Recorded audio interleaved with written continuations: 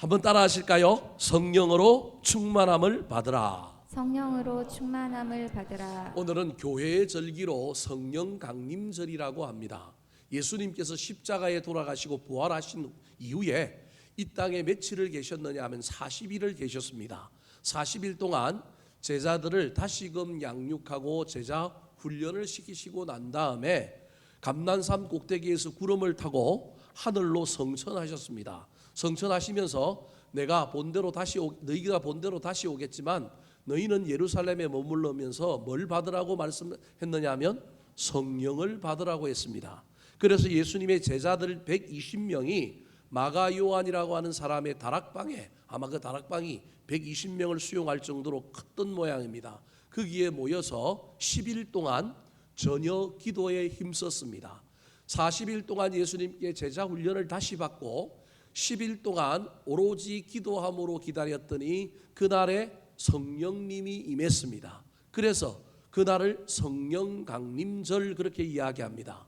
구약의 이스라엘 백성들은 이 날이 무슨 날이었느냐 하면 이날은 오순절이라고 하는 날이었습니다. 오순절은 출애굽한 이스라엘 백성들이 40일 동안 광야를 건너서 도착한 산이 무슨 산이냐 하면 시내산이었습니다. 그 시내산에서 모세가 하나님께 올라가 십계명 두 돌판을 받고 내려온 날이 광야를 지나서 시내산에 도착한 때가 언제냐면 50일 되는 날입니다. 그래서 50일 되는 날을 오순절이라고 구약의 이스라엘 백성들은 불렀고 이 날은 율법, 말씀, 십계명을 받은 날이라고 여겼는데 이제는 이 날이 신약에 오면 오순절에서 무엇으로 바뀌었느냐 하면 성령 강림절로 바뀐 겁니다. 율법으로는 해결되지 않는 신앙의 문제, 그 문제가 무엇으로 해결될 수 있느냐 하면 성령님이 오셔야 한다. 그래서 신약은 성령의 시대다라고 하는 것을 가르쳐주기 위하여 똑같은 날이지만 오순절을 무슨 날로 바꾸셨느냐 하면 바로 성령 강림절로 바꾸신 것입니다. 오늘 본문 말씀은 사도 바울이 에베소라고 하는 교인들에게 권면하고 있는 내용입니다. 에베소 교회는 사도 바울이 설립하고 사도 바울이 거쳐갔던 교회들 중에 가장 오랫동안 머물렀던 교회입니다. 3년이나 그곳에 있었습니다. 3년 동안 오랫동안 머물러면서 교인들을 양육하고 눈물을 흘리며 기도했을 뿐만 아니라 나중에는 밀레도라고 하는 섬에서 이 에베소 교회 장로들을 자기를 대신하여 그 교회를 인도할 장로들을 또 불러가지고 그 교회를 잘 다스리고 잘 양육하고 목양하라고 눈물로 권면할 정도로 특별한 애정이 있었던 교회가 에베소 교회입니다. 다른 교회는 하루 이틀 머물거나 길어봤자 7, 8일 정도 머물면서 교회를 세웠지만 에베소 교회만큼은 3년 동안이나 이 사도 바울이 애를 쓴 겁니다. 문제는 예수님도 제자들에게 3년 동안 기적을 보여주시고 수많은 능력이 나타나게 만들고 신비한 하나님의 말씀을 가르쳐 줬는데도 십자가 앞에서 다 어떻게 했어요? 도망가 버리더라는 거예요. 그래서 이 제자들의 신앙의 완성 또는 어떤 신앙의 여정 가운데 말씀도 필요하고 수련회도 필요하고 여러 가지도 필요하지만 활용점정 즉 용의 눈을 그려 넣어야만이 용이 날아오르는 것처럼 제자들의 신앙을 완성하는 데는 무엇이 필요하냐 하면 성령이 필요하다라고 하는 것을 우리 주님께서 강조하셔서 제자훈련 40일 시키기도 했지만 뭘 받으라고 그랬다고요? 성령 받으라고 그랬단 말이에요. 여러분 오늘 살아가는 저와 여러분이 이걸 잊어버리면 안 됩니다. 우리가 능력이 있고 우리가 경험도 많고 실력도 있어서 인맥도 탄탄하고 돈도 있어서 수많은 일들을 우리가 막 다 해결하고 나아가니 내가 신인 것 같고 세상의 모든 일은 내가 다 할 수 있는 것 같지만 신앙은 결코 그런 영역만 존재하는 것은 아닙니다. 내가 능력도 없는데 내가 아무 일도 하지 않았는데도 불구하고 되어지는 일이 있고요, 이루어지는 일이 있습니다. 믿을 만한 것만 믿고 할 만한 것만 하는 것이 신앙이면 신앙일 필요가 없습니다. 그건 학문이어야 하고 과학이어야 합니다. 우리 기독교는 그래서 성령의 영역, 성령의 기름 부으심, 성령의 충만함을 우리는 믿습니다. 그런데 현대 사회 속에 과학주의와 이 물신 중심의 시대에 살다 보니 우리가 하나님께 귀하게 받은 성령님이 있음에도 불구하고 활용하지도 못하고 받지도 않을 뿐만 아니라 누리지도 못하고 이성으로, 능력으로, 경험으로, 우리의 공로로 신앙생활을 합니다. 신앙은 신비한 것이 있습니다. 초월적인 것이 있습니다. 이해되지 않는 것이 있습니다.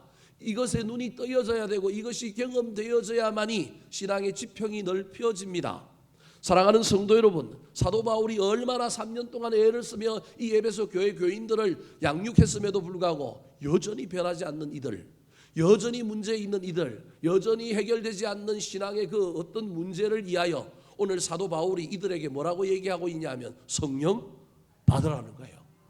성령 받아야 된다. 능력과 돈과 힘과 경험과 다른 어떤 것을 포기해라라고 하는 것이 아니라 성령을 받아야만이 해결되지 않는 문제들이 해결되고 넘지 못하는 것을 넘을 수 있다라는 겁니다. 18절 말씀 같이 한번 읽어볼까요? 시작. 술 취하지 말라. 이는 방탕한 것이니 오직 성령으로 충만함을 받으라. 오직 성령으로 충만함을 받으라. 오직 only one.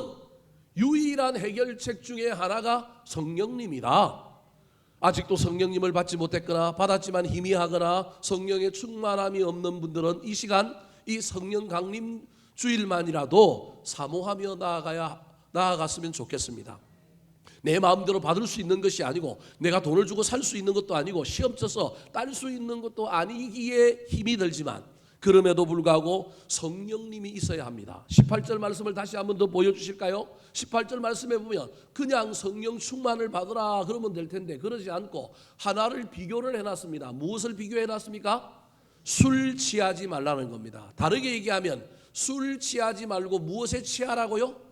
성령에 취해라라고 하는 의미가 저기에 있습니다. 그렇다면 술과 성령을 왜 비교하고 있을까요? 저 말씀을 문자 그대로 이야기하여 술 먹지 않으면 술에 취하지 않으면 되겠구나라고만 이해하면 큰일 납니다. 저기 술은 세상의 모든 것의 대표를 이야기하고 있는 겁니다. 특별히 그리스 시대의 술은 그들의 인생에 가장 중요한 것이었습니다. 지중해의 그 바람과 햇볕 속에서 포도가 잘 자라고 나면 그 포도주를 가지고 술을 담고 포도주를 먹는 문화 속에 그들의 삶에 있어서는 쾌락주의, 쾌락이 얼마나 중요한지 모릅니다.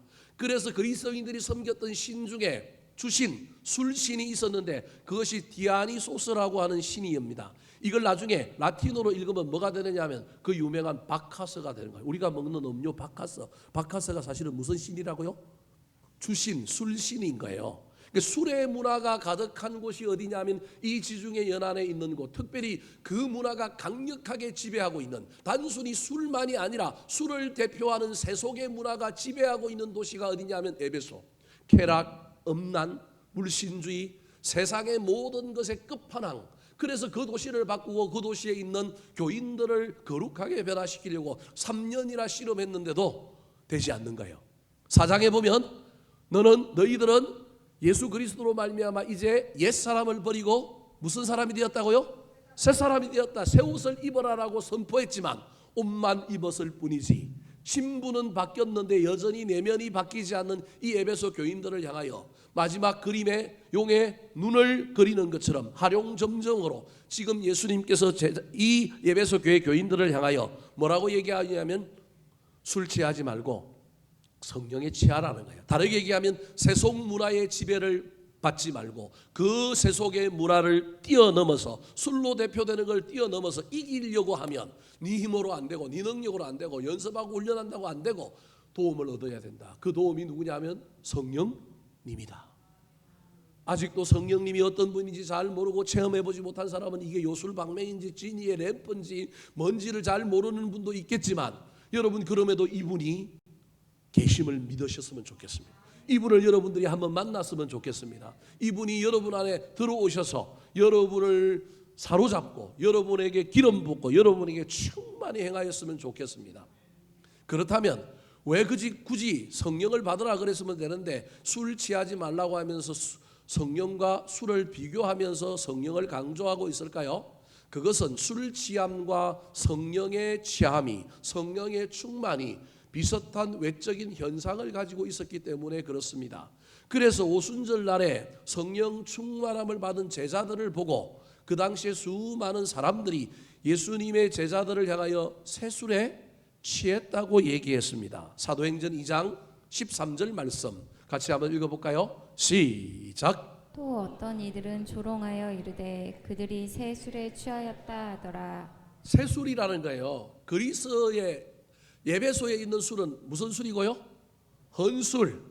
그 술 먹은 사람들보다 새술을 먹어갖고 조금 더 황홀경, 조금 더 신비한, 조금 더 거룩한 모습을 보이고 있는데 겉으로 보기에는 술 취한 사람이나 성령 취한 사람이나 비슷해 보이는데 이들이 조금 더 나아 보였다라는 거예요. 그래서 무슨 술이라고요? 새술. 헌술이 아니라 새술에 취했다라고 말하는 겁니다. 술 취함과 성령의 취함은 유사점이 많지만 내용은 본질적으로 다릅니다. 다음 화면을 보여주실까요? 술 취함과 성령 취함이 얼마나 비슷하냐 하면 술 취한 사람은 뭘 불러요?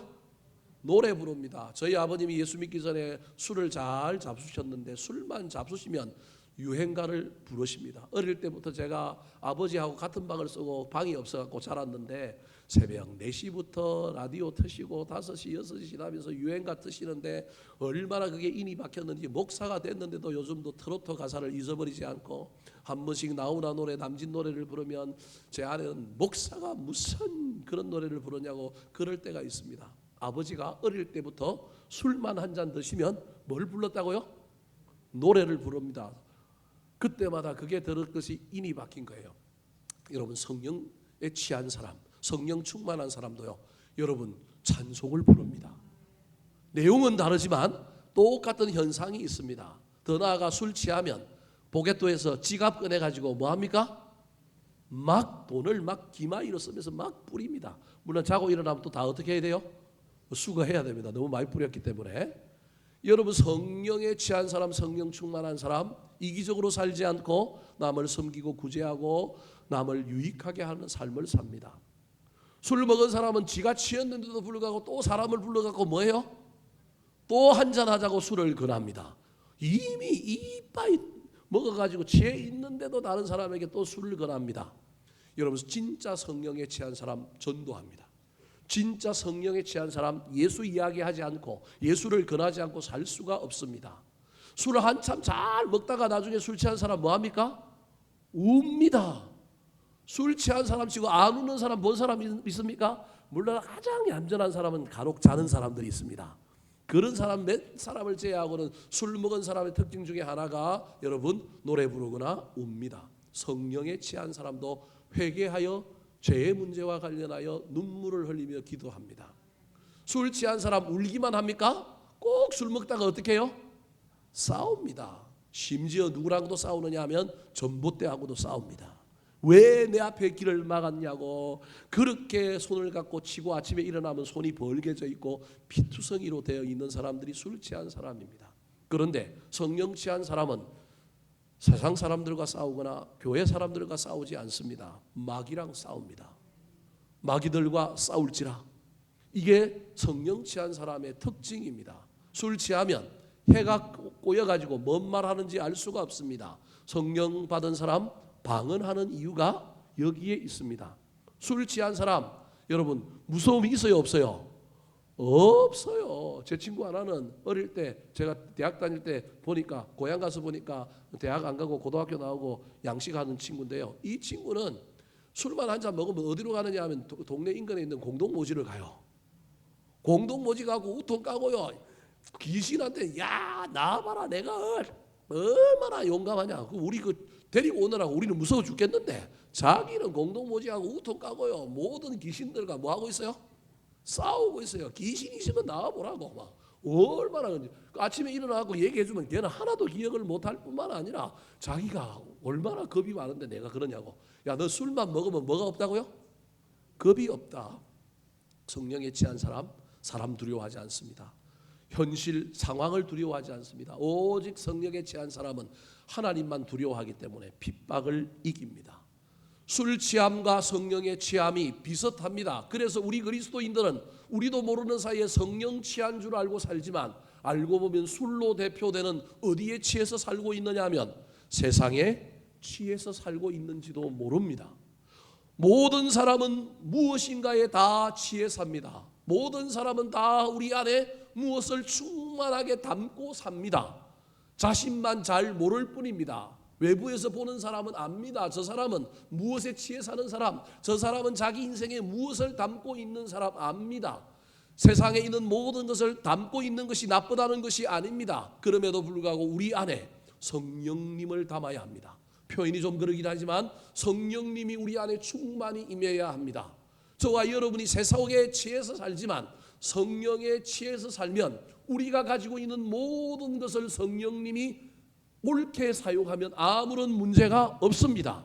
사도 바울은 성령을 받지 못한 사람이었습니다. 핍박자였습니다. 그런데 예수님을 만나고 성령 받고 나니까 비록 그는 자기가 가진 것을 배설물로 여겼다고 그랬지 배설해서 버렸다고 그러지 않았습니다. 배설물로 뭐 했다고요? 여겼다는 거예요. 버린 게 아니라 있는 거예요. 그런데 성령 충만하니 우리 주님이, 우리 하나님이 그것을 들어서 사용하시니 그는 위대한 성경의 저술가가 되었고 위대한 선교사가 되었고 교회의 시대, 대항해의 시대뿐만 아니라 교회의 시대를 여는데 가장 크게 기여한 사람이 바로 사도 바울이 된 것입니다. 사랑하는 성도 여러분, 무엇에 취하여 살고 있는지, 무엇에 충만함으로 우리 안에 담고 있는지 살펴보시고 이 성령 강림절을 맞이하여 우리 그리스도인이라고 한다면 그래도 성령에 취해야 하는데 성령님을 내 안에 모시고 살아야 한다는 걸 잊어버리지 말았으면 좋겠습니다. 인생의 문제 앞에 길이 막히고 큰 장벽을 만날 때 내 힘으로 온갖 애를 써봐도 되지 않을 때 성령님의 도우심을 얻을 수 있었으면 좋겠습니다. 넘어지고 자빠졌을 때 위로자 되시는 성령님 오셔서 나를 어루만져 주시고 세워주실 뿐만 아니라 길이 막혀서 갈 길을 몰라 헤매고 있을 때 지혜의 성령님 오셔서 갈 길을 보여주시고 알려주시고 때로는 내 마음에 큰 용기와 담대함을 주시는 그 성령님의 놀라운 역사, 분별의 영을 더하여 주셔서 우리가 그 성령님의 도우심으로 무엇인가를 잘 감당하며 나아가는 놀라운 경험들이 올 한 해 우리 가운데 있게 되기를 우리 구주 예수 그리스도의 이름으로 축원합니다. 자, 그렇다면 성령의 충만함을 받으면 어떤 변화가 일어날까요? 첫 번째 변화입니다. 따라 하시겠습니다. 감격적인 예배자로 변합니다. 감격적인 예배자로 변화됩니다. 우리 그리스도인의 최고의 일은 예배입니다. 우리 모두가 직업을 공통적으로 가지고 있는데 예수 믿는 사람은 공통적인 직업이 하나 있는데 그 직업이 뭐냐 하면 예배자라고 하는 직업입니다. 우리가 각자 삶의 영역에서 다 다른 직업을 가지고 살아가지만 우리는 다 똑같은 하나의 직업을 가지고 있는데 그 직업이 예배자입니다. 예배를 잘 드리는 사람은 그 예배 드린 그 예배를 증명해내야 하는데 어디서 증명해내야 되느냐 하면 여기서 아무리 눈을 감고 기도하고 여기서 아무리 손을 들어 찬양하고 여기서 아무리 저를 보고 빵긋빵긋 웃으면서 목사님 나 안 자고 있어요, 나 설교 잘 듣고 있어, 아무리 빵긋빵긋 웃어도 그것만으로 증명되지 않습니다. 내 예배가 진짜 예배였는지 내 예배가 정말 참된 예배였는지는 어디서 증명되느냐 하면 집에서 남편과 아내와 직장에서 증명됩니다. 그래서 우리는 최고의 일이 예배지만 그 예배를 경험한 사람은 일터에서 어떻게 일하는 사람이냐 하면 예배하듯이 일하는 사람입니다. 기억하십시오. 우리는 모든 일터에서 모든 사람과 관계에서 공부하는 것도 예배하듯이 공부해야 합니다. 아르바이트도 예배하듯이 해야 되고요. 우리는 예배하듯이 일하는 사람이다. 왜냐하면 우리의 예배는 예배당에서의 예배로 끝나지 않고 어디에서 완성되느냐 하면 가정에서, 일터에서, 삶의 자리에서 완성되기 때문에 그렇습니다. 그렇다면 그 예배는 어떤 예배여야 할까요? 요한복음 4장에 보면 사마리아 성 수가성 여인을 만났을 때 우리 예수님께서 참된 예배, 우리 하나님이 기뻐하시는 예배가 무엇인지를 알려주셨습니다. 자, 요한복음 4장 23절 24절 말씀 시작. 아버지께 참되게 예배하는 자들은 영과 진리로 예배할 때가 오나니 곧 이때라. 아버지께서는 자기에게 이렇게 예배하는 자들을 찾으시느니라. 하나님은 영이시니 예배하는 자가 영과 진리로 예배할지니라. 23절에 보면 하나님은 지금도 누구를 찾으신다고요? 예배하는 자들을 찾으신대요. 어떻게 예배하는 자들요? 이렇게 예배하는 자들. 이렇게가 위에 나오는 참되게 예배하는 자들입니다. 지금도 하나님은 세상을 향하여 눈을 들어보면서 누가 부자냐, 누가 잘생겼냐, 누가 똑똑하냐 그런 사람을 찾는 것이 아니라 누굴 찾는다고요? 이렇게 예배하는 자, 이렇게는 참되게 예배하는 겁니다. 그 참되게의 특징이 뭐냐 하면 24절에 보니까 참되게의 내용이 영과 진리입니다. 영은 성령이요 진리는 말씀입니다. 성령에 충만하여 말씀을 옳게 해석하는 예배자, 성령에 충만하여 말씀을 말씀으로 받아들이고 그 말씀을 붙들고 삶의 현장에 나가서 실험하기로 결단하는 예배. 그래서 여러분 예배의 핵심은 영과 진리, 성령님과 말씀입니다. 다르게 얘기하면 성령님은 예배의 영이십니다. 성령님이 임해 있는데 예배가 바뀌지 않는다? 안 임하신 겁니다. 가짜입니다. 성령이 임하면 반드시 뭐가 바뀐다고요? 예배가 바뀝니다. 예배가 바뀌어야 삶이 바뀔 거 아니에요, 여러분. 아까 이야기했잖아요. 우리는 예배하고 삶에 가서 일을 하는데 예배가 안 바뀌었는데 삶이 어떻게 바뀌어요? 여러분 삶이 바뀌시기를 원하십니까? 예배가 바뀌어야 된다니까요. 예배가 바뀌면 삶이 변합니다. 오늘 본문에 그 예배가 바뀌는 내용들을 설명하고 있는 것이 19절입니다. 같이 읽어볼까요? 자, 시작. 시와 찬송과 신령한 노래들로 서로 화답하며 너희의 마음으로 주께 노래하며 찬송하며. 예배가 바뀌었는데 어떻게 바뀌었느냐 하면 첫 번째로는 찬양하는 자로 바뀌었습니다. 시와 찬송가, 신령한 노래를 부릅니다. 예배의 중요한 요소들이 여러 가지가 있겠지만 그 중에 하나가 여러분 찬양이 감격적으로 바뀌는 겁니다. 예배 왔는데 이놈의 찬양 인도자가 오늘은 왜 모르는 찬양을 하는 거야? 그때부터 야마가 돌기 시작하고 이 예배에 몰입하지 못합니다. 여러분 제발 부탁합니다. 처음부터 뱃속에서부터 찬양 다 배우고 나온 사람 어디 있습니까? 처음 하는 찬양이면 뭐 하면 돼요? 배우면 되잖아요. 곡조를 따라하기 힘들어. 요즘은 막 박자를 쪼개가지고, 우리는 정박자나 반박자가 좋은데 요즘은 박자를 쪼개갖고 막 부르고요. 그것도 정박자에 부르니까 땡기고 밀어붙여갖고 얼마나 힘들어요. 어르신들 따라하기 힘들죠. 그러면 뭘 보면 돼요? 가사를 보면 되잖아요. 가사를. 여러분 찬양이 기도요, 기도가 찬양이라고 한다면 기도하는 마음으로 가사를 보면 되잖아요. 성령이 임한 사람은 내가 아는 찬양을 하느냐? 오늘 목사님이 설교가 좋으냐 나쁘냐가 아니에요. 여러분 성령이 임한 사람은 광산에서 강부가 수많은 돌 속에서 뭘 찾는 사람이라고요? 금을 찾는 사람이에요. 금밭에 가서 금 줍는 사람이 아니라 금이 없어. 목사님이 설교를 하는데 성경 말씀은 이야기하지 않고 됐다 세상 이야기만 해. 막 농담만 하고 자기 자랑만 하고 끝났어요. 그런데 성령 충만한 사람은요, 거기서도 뭘 받는다고요? 은혜를 받는다니까. 이게 신앙이에요. 이게 놀라운 일이에요. 실컷 자다가 딱 깼는데 다른 건 거두절미하고 앞도 다 잘라먹고 끝도 다 잘라먹고 단어 하나만 가슴에 꽂혔어. 그것도 성경 그날 설교의 본문하고 전혀 다른 내용의 단어인데도 그 단어가 가슴에 꽂혔어. 이게 성령님이거든요. 성령님이 그 단어 때문에 이 사람이 그 붙들고 나갈 수 있는 거예요. 모든 조건이 다 만들어져 있고 모든 조건이 다 내 마음에 맞고 막 에어컨은 빵빵하고 예배는 시간은 짧고 목사님은 그냥 스마트하게 사투리도 안 쓰고 발음도 정확하고 아나운서처럼 뭐 그런 예배도 은혜가 되겠죠. 그래서 삼박자가 다 갖추어져서 모든 것이 다 갈 수만 있다면 좋겠지만 여러분 남의 이야기는 냅두고 그건 하나님이 심판하실 거니까, 목사는 하나님이 심판하실 거니까 나는 성령 충만하여 이 예배 가운데 들어와 있느냐. 그래서 성령 충만한 사람은요 모르는 노래에도 은혜를 받는 거예요. 모르는데 곡조가 이상하게 내 마음을 만져. 곡조가 리듬이 뭔가 있어. 그래서 그 다음 주부터는 이 노래를 처음 들었지만 난 이 노래 찾아가서 뭐 하리라? 배우리라. 여러분 이게 진짜 예배라니까요. 아는 노래만 부른다고요? 그렇다고 찬양인들 너무 모르는 노래 많이 하지 마시고 하면 또 잘 가르쳐서 계속 익숙해지도록 만들어주세요. 제가 지금 여러분에게 뭐라고 얘기하면 환경과 여건을 가지고 핑계하지 말고 진짜 예배자는 성령이 임하면 여러분 없는 것 속에서도 찾는다니까요. 성령이 임하면 우리가 신령한 노래를 부르는 사람이 되는 거예요. 다시 19절 보여주실까요? 자, 성령 충만한 사람 예배가 바라는데 첫 번째는 신령한 노래를 불렀어요. 두 번째는 어떻게 해요? 서로 화답해요. 여기서 아멘하면 저기서 아멘하는 거예요.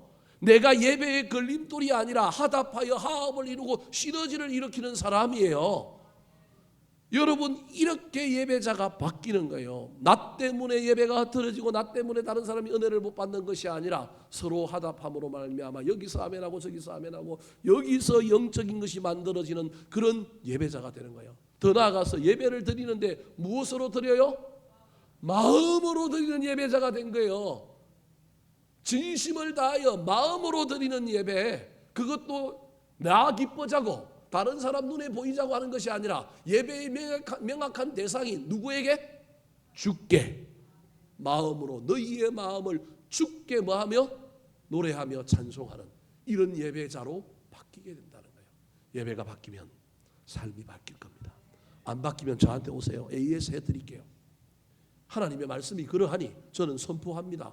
예배가 바뀌면 삶이 바뀔 거예요. 근데 예배가 바뀌는 중요한 요소 중에 하나가 성령님이 내 삶에 오시면, 성령의 기름 부으심과 충만하심이 나한테 오면 뭐가 바뀐다고요? 예배가 바뀌고요. 예배가 바뀌면 삶이 바뀔 겁니다. 사랑하는 성도 여러분, 지금 여러분의 예배는 어떠하십니까? 성령 충만한 예배를 드리고 있습니까? 성령의 기름 부으심이 가득한 예배입니까? 혹시 입술로만 찬양하고 있지는 않습니까? 입술의 찬양도 귀하지만 그 찬양도 신령한 노래라고 했지만 무엇으로 노래하자고요? 마음으로 노래하는 예배를 드리고 있습니까? 예배가 더 풍성해짐으로 말미암아 성령님의 역사 가운데 그 예배의 은혜와 능력이 삶으로 전달되고 배달되어 삶이 바뀌는 놀라운 일을 경험하는 저와 여러분이 되기를 예수님의 이름으로 축원합니다. 두 번째, 성령의 충만함을 받으면 어떤 변화가 일어날까요? 따라하시겠습니다. 삶을 대하는 태도가 달라집니다. 삶을 대하는 태도가 달라집니다. 성령 충만한 사람에게 나타난 첫 번째 변화는 예배의 변화입니다. 그런데 그 예배의 변화는 삶의 변화로 이어져야 합니다. 그래서 우리는 예배하고 삶의 현장에도 그 예배의 은혜를 배달하며 나아가야 되는 사람입니다. 그런데 삶을 대하는 태도는요, 어디에서 오느냐 하면 마음에서 옵니다. 모든 태도는 어디에서부터 만들어져요? 마음에서부터 만들어지는 거예요. 그래서 여러분, 마음이 얼마나 중요한지 모릅니다. 마음이 삐뚤어져 있거나 마음의 안경이 잘못 쓰여져 있거나 마음이 이상하면요, 제대로 보지 못하는 거예요. 물컵에 물이 반밖에 없다고 이야기하는 사람이 있는가 하면 얼마나 있다고요? 반이나 있다고 이야기하는 사람이 있어요. 이게 태도의 문제거든요. 그래서 긍정적으로 보거나 여러분 비관적으로 보느냐, 이 차이가 얼마나 중요한지 모릅니다. 비관과 절망에 사로잡힌 사람은, 원망과 불평에 사로잡힌 사람은 앞을 보지 못합니다. 나가지 않습니다. 뒤로 갑니다. 비교합니다. 그러나 여러분, 원망과 불평이 아닌 사람은, 긍정적이고 진취적인 사람은 어디를 보느냐 하면 앞을 봅니다. 오늘 본문의 성령 충만한 사람은 예배가 바뀔 뿐만 아니라 자기가 살고 있는 삶의 환경과 자기가 처한 삶을 바라보는 마음이 달라지는 사람입니다. 왜 달라졌을까요? 그 마음에 뭐가 있기 때문에 달라졌느냐 하면 감사가 있기 때문에 그렇습니다. 이 10절 말씀 같이 한번 읽어볼까요? 시작. 범사에 우리 주 예수 그리스도의 이름으로 항상 아버지 하나님께 감사하며. 성령 충만한 사람, 예배가 달라질 뿐만 아니라 마음의 태도가 달라져서 이 마음의 태도 안에 뭐가 있느냐 하면 감사가 있는 거예요. 없는 것을 찾는 것이 아니라 있는 것을 찾아야 미래가 바뀌지 않겠어요? 없는 것에 매달려 있으면 원망하고 불평하다가 뒤로 가고 넘어지고 쓰러져 있지만 있는 것을 바라보고 나가면 뭔가가 도전이 되고 뭔가가 변할 수 있는 여건이 만들어진다니까요. 그래서 우리는 상황을, 사람을, 환경을 볼 때 우리 속에 성령으로 말미암아 감사가 있어야 된다니까요. 그래도 살아 있어서 감사. 저는요, 최근에 그 생각 더 많이 합니다. 아침마다 일어날 때마다 뭐 해주셔서 감사하다고요? 살려주셔서 감사하다고요. 살려주셔서 감사하고. 없는 것이 아니라 예전에는 왜 없느냐, 특별히 제가 큰 교회에 있다가 작은 교회니까 비교가 되잖아요. 자꾸 시스템이 다르고 풍토가 다르고 사람이 다른데 그것 속에서 새롭게 시작할 생각을 하지 않고 그냥 없는 것만 가지고 목을 매달고 있는 거예요. 아무 일도 안 됩니다. 생각이 바뀌어야 합니다. 그래서 기본적으로 성령 충만한 사람은 세상을 삶을 바라보는 눈이 달라졌는데 그 눈 밑바닥에 마음에는 뭐가 있느냐 하면 뭐가 있다고요? 감사가 있어야 합니다. 여러분 잘 기억하시기 바랍니다. 감사가 있어야 합니다. 이 감사가 우리 속에 넘쳐 흘러야만이 뭐가 바뀔 수 있느냐 하면 삶이 바뀔 수 있는 겁니다. 성령 충만한 사람의 가장 중요한 특징 중에 하나가 입에서 나오는 말인데요. 그래서 성령 충만한 사람, 성령 받은 사람의 첫 번째 특징이 뭘 했어요? 방언을 했잖아요. 이건 단순히 방언을 하느냐 안 하느냐 문제가 아니라 성령의 역사는 말의 변화라는 거예요.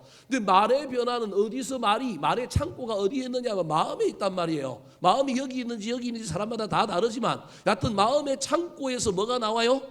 말이 나오는 거예요. 그래서 좋은 말이 나오려면 마음의 창고가 좋아야 된다고요. 그 마음의 창고가 좋은 것 중에 가장 밑바닥에는 뭐가 있어야 되느냐 하면 그래도 내 삶을, 내 환경을, 내 인생을 바라보는 데 있어서 무엇이 있어야 되냐면 감사가 있어야 되는 거예요.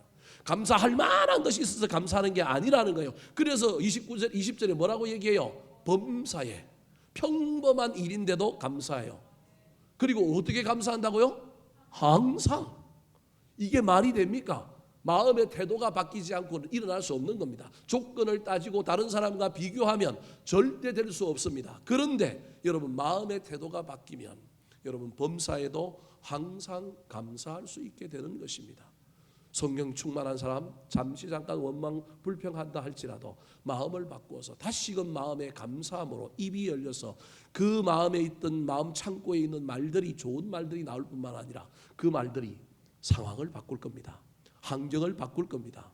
죽겠다 그러면 죽을 것이고요. 살겠다 그러면 살 것입니다. 할 수 있다 하면 된다 해보자 그러면 될 것입니다. 꿈을 꾸고 그 꿈을 말하면 꿈대로 될 것입니다. 꿈을 숨겨놓고 부끄러워서 말하지 않고 드러내지 않으면 여러분 절대 이루어지지 않을 것입니다. 이 마음에 내 마음에 어떤 태도가 있는지를 살펴보고 감사함의 태도를 가졌으면 좋겠습니다.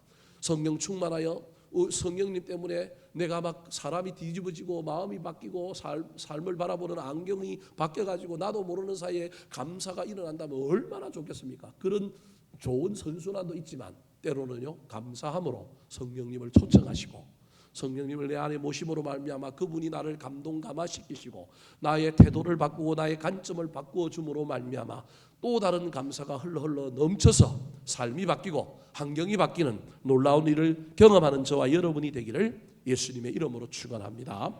마지막입니다. 성령 충만한 사람에게는 어떤 변화가 일어날까요? 따라하시겠습니다. 피차 복종하는 삶을 살아갑니다. 피차 복종하는 삶을 살아갑니다. 자, 성령 충만한 사람의 특징을 지금 제가 여러분에게 말씀하고 있습니다. 첫 번째로는 뭐가 변했다고요?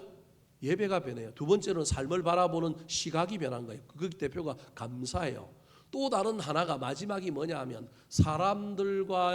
사람과 사람을 대하는 관계의 변화가 일어납니다. 여러분 오늘날 세상에 사람과 사람의 관계를 가장 그냥 명료하게 이야기하는 관계가 있습니다. 그게 갑과 을입니다. 지금 세상은 이 관계가 주도하고 있습니다. 이 관계 속에서 우리는 살아갈 때가 많습니다. 친구, 동료, 동반자 이런 관계도 있지만 지금 세상은 전부 무엇으로 이야기하느냐 하면 갑과 을의 관계로 이야기합니다. 그래서 갑과 을의 관계 속에서는 반드시 여러분 높은 사람이 있고 낮은 사람이 있고 지배하는 사람이 있고 지배 나가는 사람이 있고 막 주장하는 사람이 있고 그걸 들어야 되는 사람이 있는 관계 속에 우리가 살고 있습니다. 세상은 그래서 을이 되지 말고 뭐가 되라고 얘기해요? 갑이 되라고 이야기합니다. 예수를 믿고 교회를 다니는데도 불구하고 이 마귀가 만들어놓은 이 논리와 이 세상의 가치 속에 우리도 지금 들어가 있습니다. 그래서 갑이 되려고 돈을 많이 벌고요. 갑이 되려고 권력 위에 출세하고 올라가려고 그럽니다. 갑이 되려고 많이 배우고 스펙을 쌓으려고 합니다. 죄송합니다. 다 틀렸습니다. 성경적이지가 않습니다. 제가 이렇게 얘기한다고 너무 실망하지 마시고요. 여러분 기독교는 성경은 그걸 이야기하는 것이 아닙니다. 그게 없다라는 얘기가 아니라 그걸 철폐하자, 그걸 없애자, 그래서 동등하자 이 얘기하는 것이 아닙니다. 갑인데 뭐가 되는 거라고요? 을이 되어주는 겁니다. 말이 좀 이상합니까? 그걸 오늘 본문에서는 뭐라고 얘기했냐면 피차 뭐 하라고요? 복종하라라고 얘기합니다. 자, 21절 말씀 같이 한번 읽어볼까요? 시작. 그리스도를 경외함으로 피차 복종하라. 성령님이 임하면 갑의 관계 속에서 갑이 되려고 하는 것이 아니라 뭐 하려고 하느냐 하면 복종하고 순종하는 사람이 된다는 겁니다. 오늘날 이 얘기를 하면 세상 사람들은요 아무도 이 얘기를 들어주지 않을 겁니다. 심지어 예수 믿는 사람도 여기 앉아있는 사람들 중에도 그래 그 말은 옳은 말이고 성경적이긴 한데 실제로 살아보면 그게 됩니까? 나는 그래도 난 뭐가 되고 싶다고요? 갑이 되고 싶습니다. 이 얘기를 할 거예요. 여러분 그래도 제 이야기를 좀 들어주시기 바랍니다. 여러분 성경은 우리 보고 갑이 되지 말라는 얘기가 아닙니다. 갑이 되십시오. 그럼에도 불구하고 이 세상에 지금 많은 논리 중에 하나가 전부 주장하고 이기고 싸우고 승리하려고 하는 겁니다. 근데 관계는 그렇게 만들어지는 것이 아닙니다. 여러분 부모하고 자식의 관계가 그 관계입니까? 아버지하고 어린 아들하고 씨름을 하는데 누가 이겨요? 아버지가 이기는데 씨름의 모든 결과는 어떻게 돼요? 누가 져줘요? 아버지가 져주는 거잖아요. 근데 이게 가정에서는 통용되지만 세상에서 사람들과의 관계에서는 통용이 안 되는 거예요. 안 될 뿐만 아니라 이게 성경의 이야기인데 우리는 이걸 인정 안 하는 거예요. 그건 가정에서 그것도 아이들이 뭐 할 때만? 어릴 때만. 여러분 어릴 때는 져줬는데 청소년기에는 왜 안 져주십니까? 성년이 되어서 내가 시집 장가가는데 내 마음에 드는 사람하고 결혼하겠다고 그러면 우리는 갑과 을의 관계가 딱 들어오면서 제가 우리 아들을 데리고 가서 잘 먹고 잘 살고 좀 도움이 되는 집안이냐 이거 따지잖아요. 우리는 그 관계 가지고 또 판단하잖아요. 어릴 때는 분명히 부모가 자식한테 져줬는데 청소년기를 지나고 청년이 되고 어른이 되면 져줘요 안 져줘요? 왜 안 져주시냐고요? 그때도 져줘야 된다니까. 이게 기독교예요. 여러분 잘 기억하셔야 됩니다. 이게 기독교입니다. 기독교는 할 수 있는데도 안 하는 겁니다. 이길 수 있음에도 뭐 하는 거라고요? 져주는 겁니다. 로마 제국 시대에 핍박받다가 콘스탄틴이라고 하는 로마의 황제가 나타나고 난 다음에 기독교가 공인이 되고 이제 기독교가 국교가 됨으로 말미암아 기독교가 전면에 부상하고 기독교가 성리라고 하는 것을 쟁취하게 됩니다. 이때부터 우리 기독교가 사실은 오염되고 바뀌기 시작합니다. 여러분 우리 기독교는요 성리는 있어요. 없는 게 아니에요. 근데 그 성리는 무슨 성리예요? 죄송합니다. 최후 성리예요. 뭐 중간에 성리하면 안 된다 그런 얘기가 아니라 우리 기독교는 최후 성리예요. 그 전까지는 우리는요 약해야 됩니다. 약함이 강함이라니까요. 이 논리를 자꾸 잊어버리는 거예요. 그렇다고 평생 그렇게 살라는 얘기가 아닙니다. 여러분 우리가 인간이기 때문에 때로는 우리가 갑질하기도 하고요. 우리가 높은 자리에서 우리도 그렇게 삽니다. 그런데 여러분 믿음이 있는 사람은 성령이 있는 사람은 깨달아지거든요. 아 그때 내가 뭐 했어야 되는데 져줬어야 되는데 양보했어야 되는데 이게 깨달아지면 그 사람 성령 있는 사람이에요. 이게 안 깨달아지는 사람이 문제라고요. 처음부터 져준다는 얘기는 저도 감히 할 수가 없어요. 그거 어떻게 처음부터 져줄 수 있겠어요? 안 되지. 그런데요 여러분 이겼더라도 나중에 성령님이 내 안에 있으면 이게 져줘야 되는 것임을 깨달아지게 한다니까요. 그래서 져줬어야 되는데 기독교는 손해보는 거예요. 기독교는 불편한 거예요. 기독교는 억울한 거예요. 근데 맨날 이렇다는 게 아니에요. 여러분 제가 이러면 전부 다 이렇다고만 오해하는데 이게 깨달아져야 된다니까요. 아 내가 그때는 좀 억울함을 당해도 손해를 봤어야 되는데 내가 좀 그랬어야 되는데 여러분 그때 하늘에 계신 우리 하나님이 너 잘하고 있어. 너 처음부터 안 그래도 돼. 너 넘어지고 자빠져도 그러다가 정신이 차려서 또 마음 붙들고 다음에는 내가 뭐 하리라? 져주리라. 다음에는 내가 뭐 하리라? 억울하리라. 다음에는 내가 좀 불편하리라. 근데 또 안 됐어요. 그럼 상관없어요. 그 가정 속에 우리 하나님이 우리의 그 마음을 보는 거예요. 우리가 의로움으로 우리가 공로로 우리 하나님과 뭘 성분을 보고 나를 증명하려고 하지 마세요. 우리는 결과를 가지고 증명하는 사람이 아니에요. 우리는 그 속에서 하나님과의 관계 속에서 얼마나 우리가 애를 쓰고 있는가, 얼마나 우리가 실험하고 있는가의 문제인 거예요. 하다 보면 나중에 자연스럽게 될 때가 올 거예요. 하다 보면 조금씩 하게 될 거예요. 근데 중요한 것은 이 관계를 잊어버리면 안 돼요. 성령님이 오시면 오늘 본문에 우리는 일방적이니 우리는 믿는 사람이니까 우리는 그러지만 공동체 안에서는 피차 뭐 하라고요? 복종하라 그랬잖아요. 근데 이게 나중에 이루어진다니까요. 오래 하면 오래 해봤자 머리만 아프니까 여러분 잘 기억하십시오. 세상은 이기라고 얘기해요. 세상은 따지라고 얘기해요. 세상은 손해보지 말라 그래요. 세상은요 옳은 것을 옳다고 말하는 것이 진리라고 얘기해요. 그런데요 기독교는요 옳은 것도 옳다고 말하는 것이 아니라 옳게 되도록 손해보고 옳음이 드러나도록 불편하고 옳음이 나타나도록 여러분 고난당하는 것이 기독교입니다. 이 진리를 잊어버리지 말고 할 수만 있다면 저와 여러분이 이런 삶에 도전해야 됩니다. 근데 인간의 성정으로 인간의 감성으로 이게 돼요 안 돼요? 안 되니까 누가 필요하다고요? 성령님이 오셔야 된다니까요. 성령님이 오시면 내 마음을 뒤집어 엎어갖고 지랄 같은 내 성질, 나도 세상을 향하여 쫓아가고 싶고 나도 세상 사람들과 경쟁해서 이기고 싶고 나도 보라는 듯이 뭘 하고 싶은 그 마음 있는 것을 성령님이 갈아엎어서 뒤집어주는 가운데 야 더디 가도 빨리 갈 수 있어. 지금은 그래도 내가 너를 세워줄 거야. 내가 너를 높일 거야. 하나님의 놀라운 음성이 들려오면 여러분 부분적이라도 어떤 사건만이라도 우리가 뭐 할 수 있느냐 하면 복종할 수 있는 거예요. 순종할 수 있는 거예요. 여러분 이게 누구의 이야기냐면 예수님의 이야기입니다. 예수님은 죽기까지 복종하셨습니다. 주님이 이 땅에 오셔서 십자가 못 박혀 있는데 지나가는 사람들이 네가 하나님의 아들이라며 하나님의 아들이라면 십자가에서 뭐 해보라고요? 내려와 보라. 못 내려올 것 같아요? 제가 늘 이야기하잖아요. 제가 그 자리에 있었으면 제가 예수님이 있다면 못 빼고 내려와고 기사대기 한 대 딱 때리고 다시 올라가서 못 딱 박았어요. 자기 손으로. 할 수 있다. 나 할 수 있는데 안 한다라는 걸 보여주고 싶어가지고 내려가서 그냥 네가 하나님의 아들이라면 내려오라고요? 그래 나 내려왔다. 이리 와. 기사대기 한 대 때렸을 거예요. 근데 예수님이 그거 했어요? 안 했어요? 안 하셨다니까요. 세상 사람들은 바보라고 할 수 없다고 거짓이라고 이야기하지만 하늘에 계신 하나님은 알고요. 예수님은 아는 거예요. 내가 바보가 아니야. 그렇게 살면 바보처럼 사는 것처럼 보이지만 바보가 아니라니까요. 바보가 아니라 능력자예요. 바보가 능력자라니까요.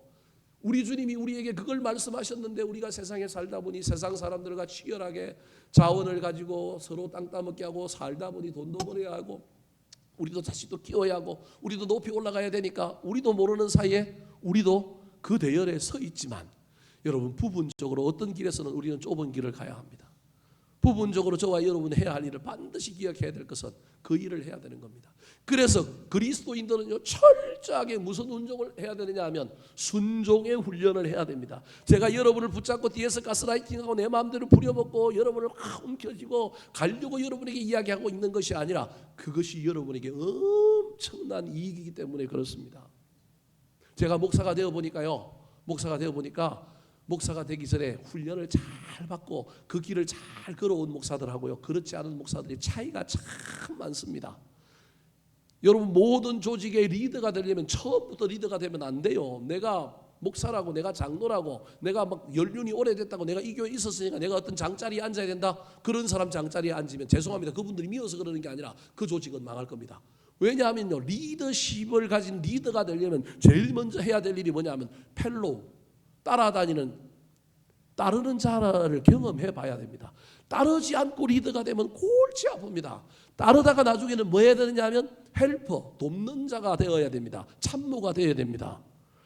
열심당원이 되어서 대통령을 따라다니고 국회의원을 따라다니는 사람이 여러분 나중에 뭐가 되어봐야 되냐 참모가 되어봐야 됩니다. 참모하다가 나중에 그 사람이 뭐 해야 되느냐면 국회의원도 되고 대통령도 돼야만이 일을 다 아는 겁니다. 따를 때 여러분 얼마나 불합리하고 얼마나 까다롭고 얼마나 이상한 리더들을 많이 봐요? 목회 세계에도 그래요. 담임 목사님 만나는데 이 목사님 인격적이고 좋은 목사님만 있으면 좋겠지만 이건 목사라는 타이틀만 갖고 있지 세상 사람들보다 더 비윤리적이고 비도덕적이고 더 이상한 리더십을 가지고 있는 목사들이 얼마나 많은지 모릅니다. 저는 후배들이 그거 갖고 고민할 때로 그래도 참아라. 네 나름대로 기간을 정하고 그 기간 동안 열심히 섬겨주고 나가라. 중간에 절대 나가지 마라. 대들고 나가지 마라. 아닌 사람이라고 얘기하면 아닌 것은 아니지만 그러나 참아야 된다. 절대 네가 그걸 경험해야 된다. 저도 뭐 부목사 생활하면서 그런 경험 없었겠습니까? 그러나 제안하고 또 건면하고 때로는 이야기했는데도 들려지지 않고 해결되지 않을 때는 여러분 참고 가는 겁니다. 모든 일의 심판을 누구한테 맡기는가요? 하나님께 맡기는 겁니다. 도저히 참을 수 없을 때는 연말이 되면 나는 또 다른 하나님 인도하심을 따라 떠나면 되는 겁니다. 여러분 이게 순종의 훈련이 돼 있는 사람이 나중에 뭐가 되냐면 리더가 될 수 있습니다. 우리 주님이 죽기까지 순종함으로 그 모든 일들을 잘 감당했다는 겁니다. 성령님이 임하였기 때문에 그런 겁니다. 40일 동안 공생의 사역 시작하기 전에 성령에 이끌려 광야에 갔고요. 성령에 이끌렸기 때문에 마귀의 세 가지 시험을 물리친 겁니다. 그래서 우리 주님은요 순종의 삶을 살 수 있었던 것입니다. 말씀을 마치려고 합니다. 힘과 능력, 내 재능, 내가 가지고 있는 자원, 이거 갖고 세상 열심히 살아가는 것도 문제는 없습니다. 이거 갖고 여지껏 살아왔고 앞으로도 이거 갖고 살아가는데 문제가 없을 사람도 있을 것입니다. 그런데 때로는요 이거 갖고도 안 될 때가 있을 겁니다. 길이 막히고요, 벽이 쌓이고요, 아니 살아온 날들에도 그걸 경험했는데 그냥 지나치고 넘어왔을 겁니다. 그런데 그걸 돌파하려면 내 힘과 내 능력만 가지고 안 된다는 사실을 기억하셨으면 좋겠습니다. 특별히 우리가 신앙인이라고 한다면 초월을 경험해야 되고 신비를 경험해야 되는데 그 중에 하나가 성령님입니다. 성령님을 인격적인 분으로 하시고 성령님을 만났으면 좋겠습니다. 성령님을 모셨으면 좋겠습니다. 그냥 에너지, 기, 파워 정도로만 이해하지 마시고 진이의 램프와 도깨비 방망이 정도로 내가 그냥 들고 휘두를 수 있는 분이라고만 생각하지 마시고 사모하는 마음으로 기도하는 가운데 주님 모셔서 성령님 모셔서 나를 사로잡아 주시고 나에게 기름 부어 주시고 내 중심에 계셔 주셔서 나를 인도하여 주시옵소서. 내가 넘어질 때마다 일으켜 주시고 판단해야 될 때 판단하게 해주고 뭔가 큰 꿈을 보아야 할 때 그 꿈을 책으로만 다른 곳으로만 보는 것이 아니라 또 그런 차원에서 우리 주님이 알려주시는 꿈을 꿀 수 있게 해달라고 저와 여러분이 기도하며 나아갈 때 우리 성령님 우리 가운데 오셔서 충만히 임하여 주시고 특별히 우리 교회 가운데 임하여 주셔서 우리 교회가 성령 충만한 교회, 성령의 능력으로 부흥하는 교회가 되기를 우리 구주 예수 그리스도의 이름으로 축원합니다. 한번 따라 하실까요? 성령으로 충만함을 받으라. 성령으로 충만함을 받으라. 감격적인 예배자로 변화됩니다. 감격적인 예배자로 변화됩니다. 삶을 대하는 태도가 달라집니다. 삶을 대하는 태도가 달라집니다. 피차 복종하는 삶을 살아갑니다. 피차 복종하는 삶을 살아갑니다. 기도하겠습니다.